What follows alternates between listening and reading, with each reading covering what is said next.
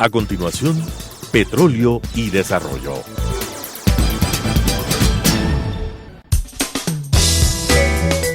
Clasificación B, bajo supervisión de un adulto.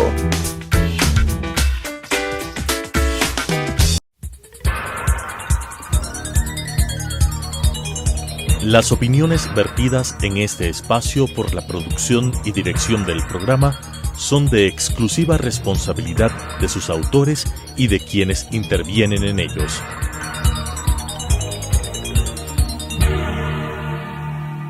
Telesucesos Canal 29 UHF presenta Petróleo y Desarrollo, conducido por Henry Llanes, especialista en temas hidrocarburíferos y en los ámbitos de la política, la legislación, la contratación y la política económica. Petróleo y Desarrollo. Saludos cordiales a la audiencia. Estamos en un nuevo programa de Petróleo y Desarrollo y en esta oportunidad vamos a tratar lo que es la propuesta de explotar 1 millón de barriles de petróleo por día, según lo viene planteando la Coalición Petrolera, que es un grupo de ingenieros de distinta formación y especialización que semana a semana vienen comentando y trabajando, desarrollando eventos en su chat, en su grupo de especialistas petroleros. Así que vamos a tratar lo que ellos están planteando y para eso hemos invitado al ingeniero Fernando Reyes. El ingeniero Fernando Reyes, él es vicepresidente del Colegio de Ingenieros Geólogos, Petroleros, Minas y Ambiental de Pichincha. De manera que, bienvenido, estimado Fernando, y la pregunta es, desde el punto de vista del colegio y de tu vicepresidencia, ¿es posible de que el Ecuador a futuro pueda llegar a tener una explotación diaria de petróleo de 1 millón de barriles, ¿no?, como lo está planteando la Coalición Petrolera? Bueno, buenas tardes con la teleaudiencia. Muchas gracias por esta nueva oportunidad para el Colegio de Ingenieros en Geólogos de Minas, Petróleos y Ambiental.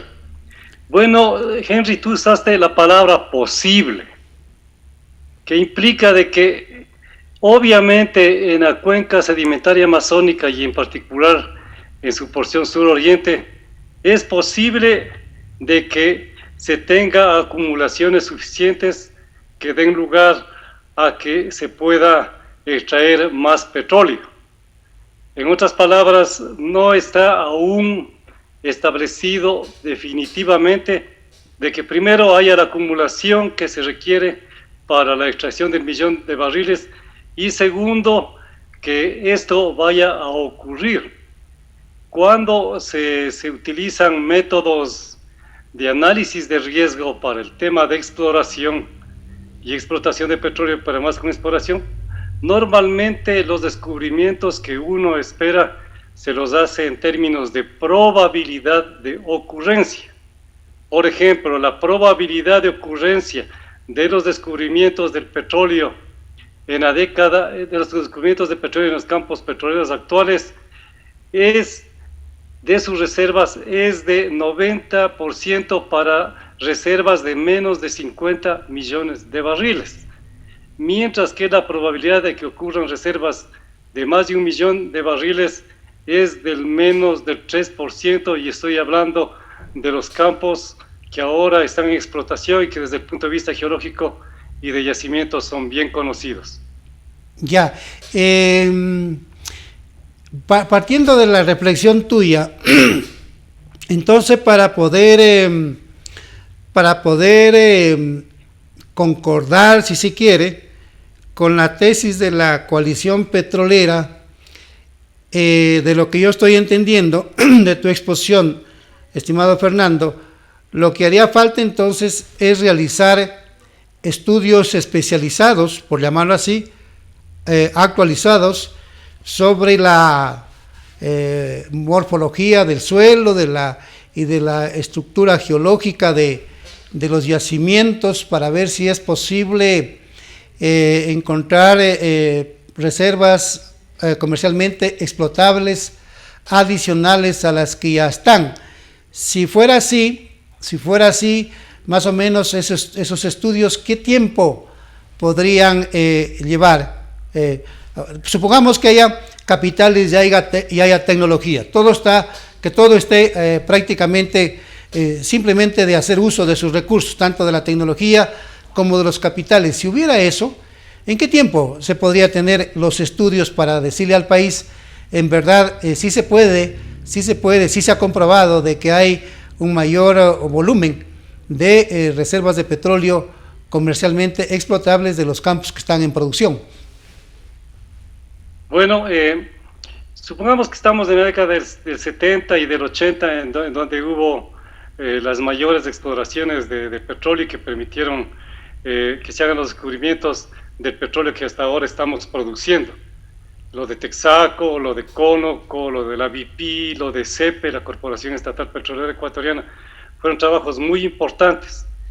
Pero en lo que se refiere al suroriente, lo que se tiene es información de la campaña exploratoria de perforación que hizo CEPE en la década de los 80 y que permitió que aproximadamente se descubran como petróleo en sitio 780 millones de barriles y se haya calculado una producción, unas reservas de 180 millones de barriles que estarían distribuidas en 8 campos y a la vez 12 yacimientos, lo cual implica de que por yacimiento las reservas por extraerse serían de 15 a 20 millones de barriles. Eso quiere decir de que son tamaños de medios a pequeños los que se descubrió y se perforó por parte de CEP.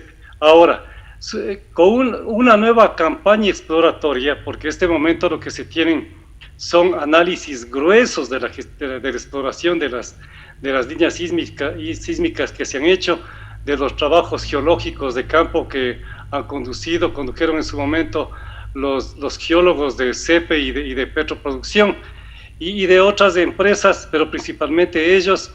Entonces se tiene evidencias de que efectivamente puede haber importantes acumulaciones, pero de ahí de las acumulaciones salir a establecer una cantidad de reservas y luego calcular la producción diaria que se vendría por la extracción de esas reservas, que sería por lo menos 500,000 barriles, porque al millón de barriles hay que sumarle la producción actual.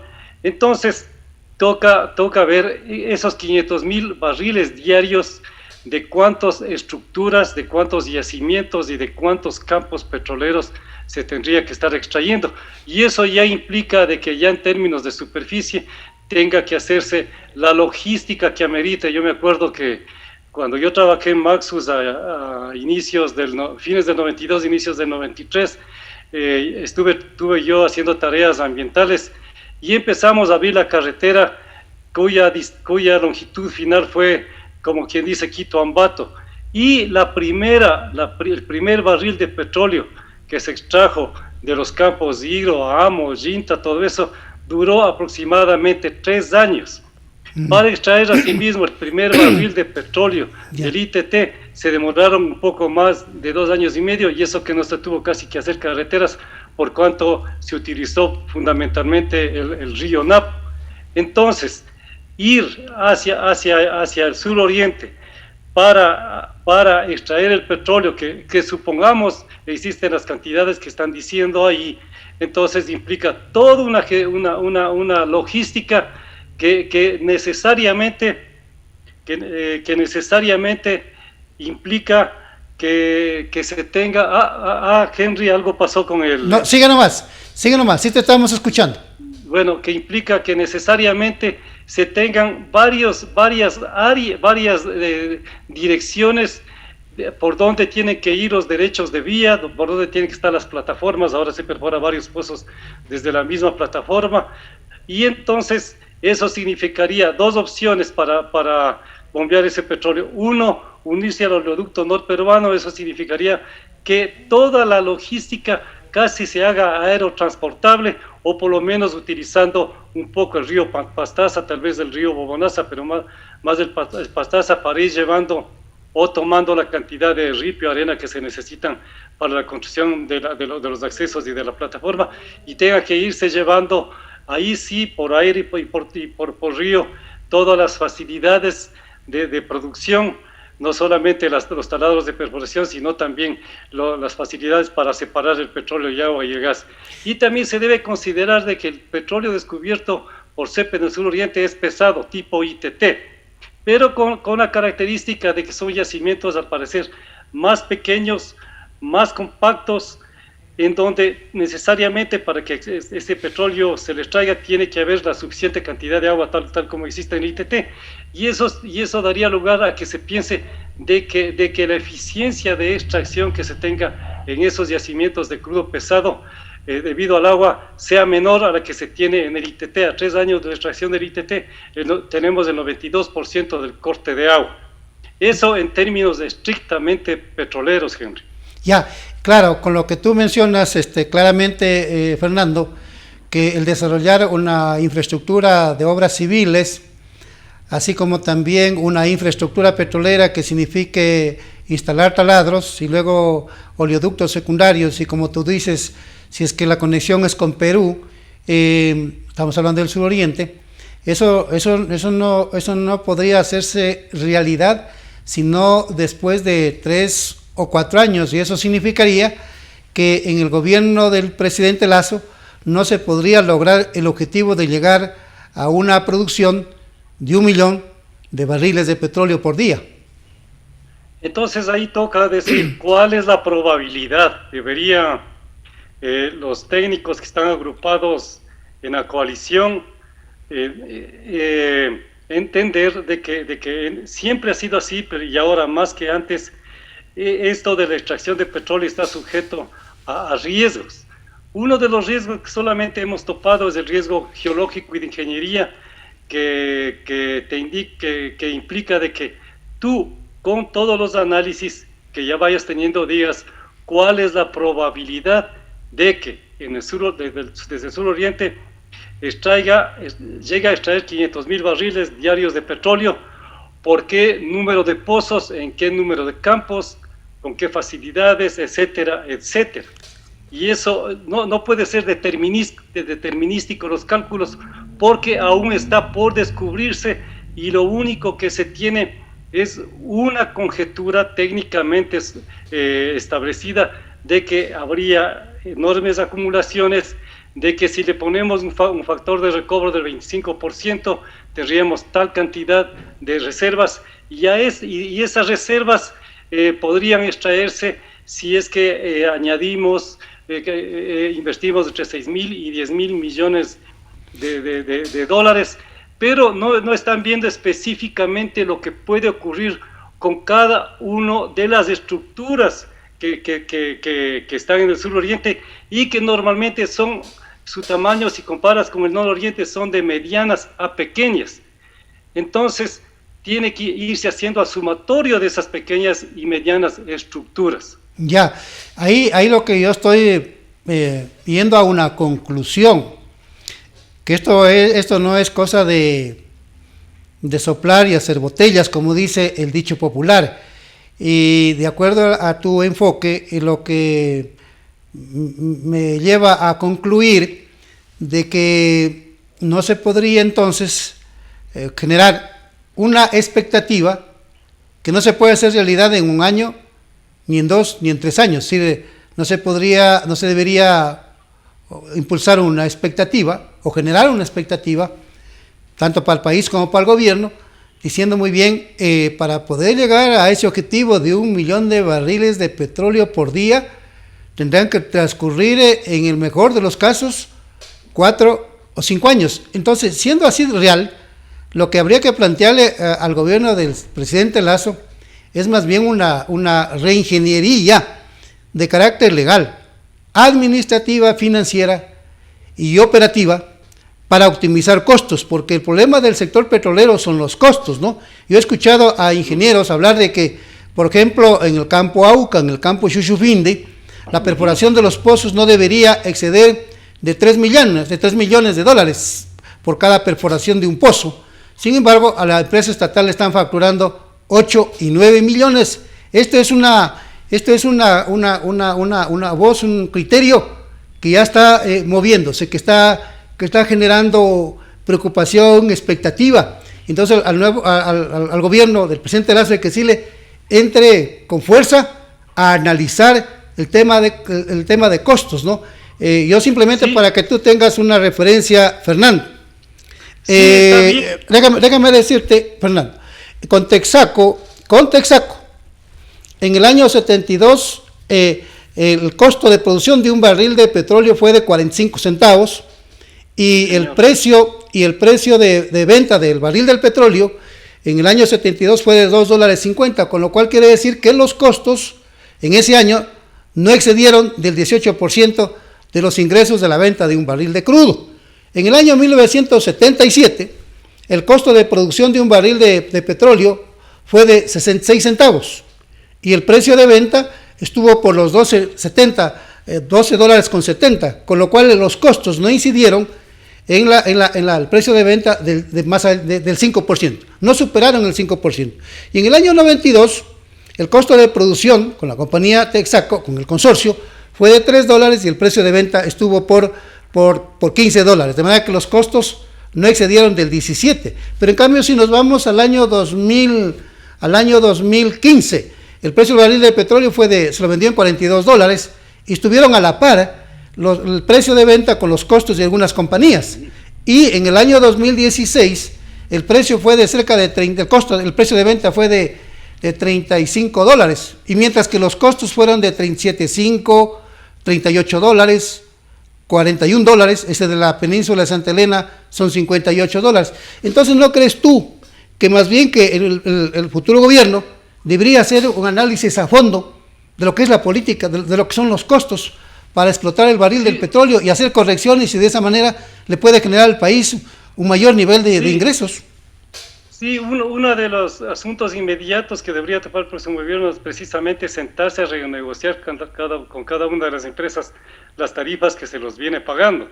Y eso se lo hará también considerando el hecho de los costos de producción propios que tienen cada una de las empresas en cada uno de los bloques, o en la perforación de pozos, o en el campo agua, como es el caso de la fusionada Petroecuador en este momento.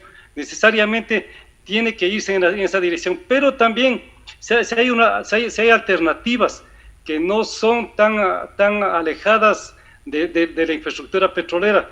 En el potencial de hidrocarburíferos del Ecuador se habla del tema además de las probadas, que estarían en menos de 1.000 millones de barriles en este momento, se habla de reservas probables, posibles, se habla de recursos contingentes, recursos prospectivos, que en total suman como 4.000 millones de barriles, y que sería el objetivo como por lo menos tratar de ir sosteniendo la producción e ir incrementando razonablemente, qué sé yo, hasta 600.000 barriles diarios, que sería una meta interesante de alcanzar. Pero también hay que tomar en cuenta el hecho de que se están quedando en los yacimientos de petróleo, en los campos de producción, más de 34.000 millones de barriles, y el objetivo para extraer un poco de esa enorme cantidad de barriles es la implementación de costo eficientes, o sea, de costos bajos y alta eficiencia,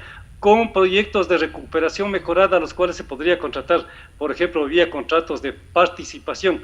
Y también, aunque es complejo el tema de Pungarayacu por ser un crudo extra pesado, pero si se lo mira en su conjunto como un proyecto de extracción de petróleo y refinación en sitio, entonces a lo mejor se podría encontrar inversionistas interesados.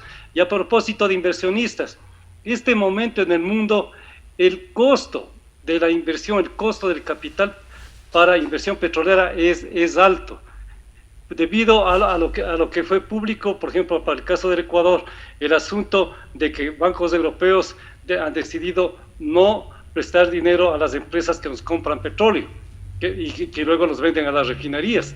También hay que tomar en cuenta el riesgo socioambiental que se tiene en este momento. No es posible que se planteen, Henry, de que tienen que redefinirse técnicamente las áreas protegidas, si eso es nuestro presente y el futuro de nuestra descendencia, ¿no?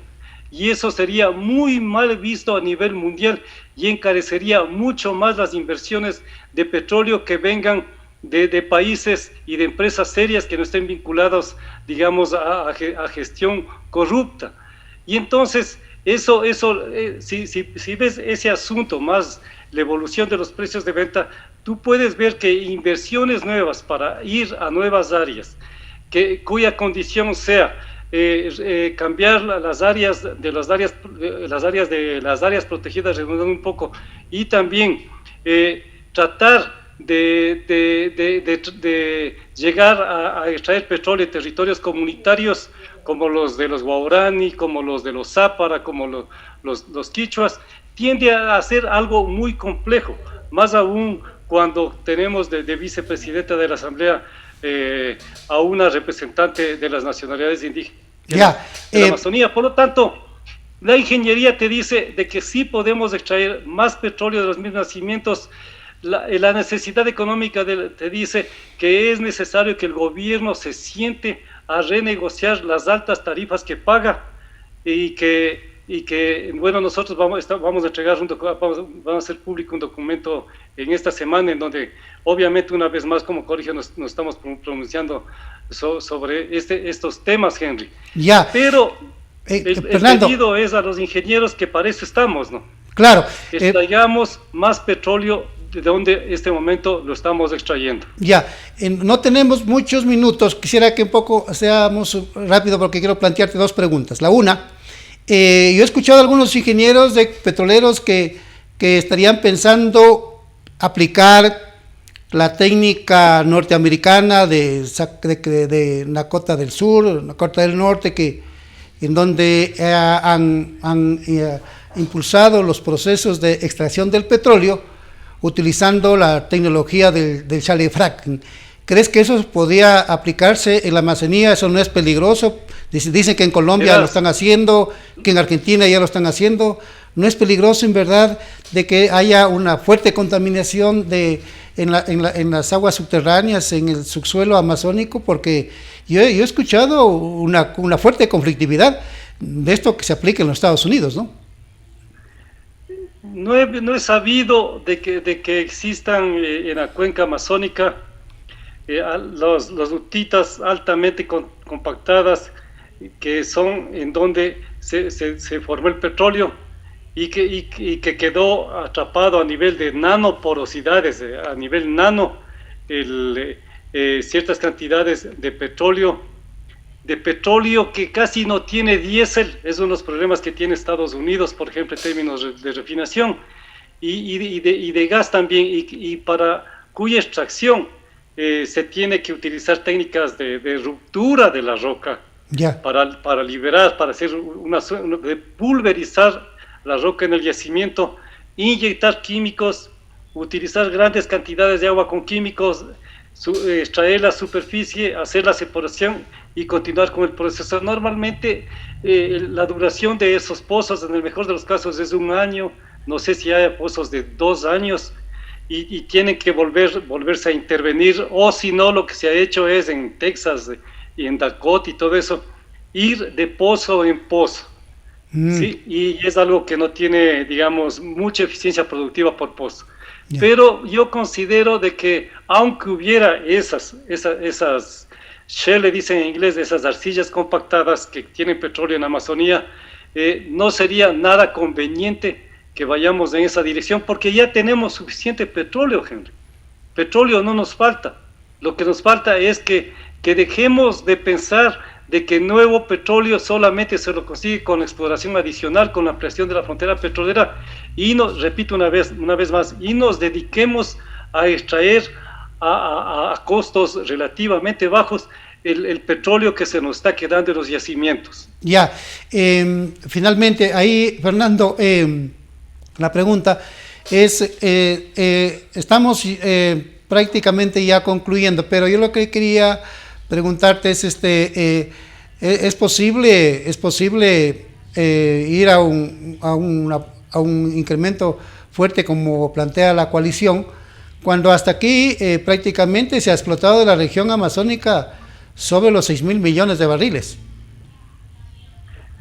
Bueno, en la zona donde tenemos en este momento la extracción de petróleo, si bien es cierto, vamos a extraer más de 7.000 millones de barriles, pero todavía nos queda en sitio lo que había dicho, 34.000 millones de barriles. Ya.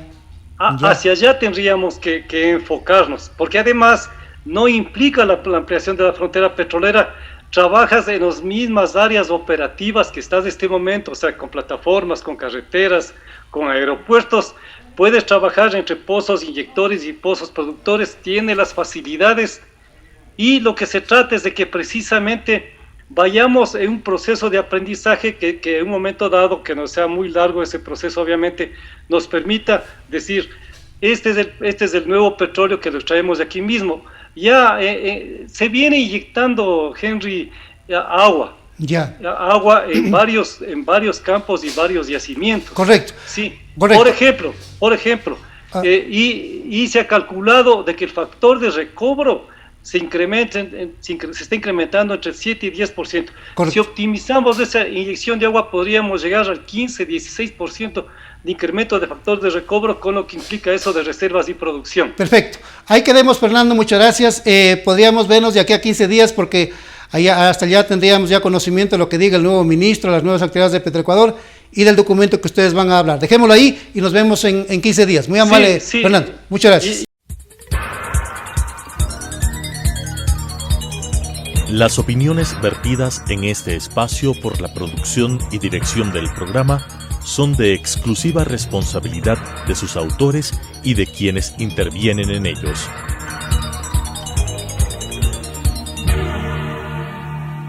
Telesucesos Canal 29 UHF presentó Petróleo y Desarrollo, conducido por Henry Llanes, especialista en temas hidrocarburíferos y en los ámbitos de la política, la legislación, la contratación y la política económica.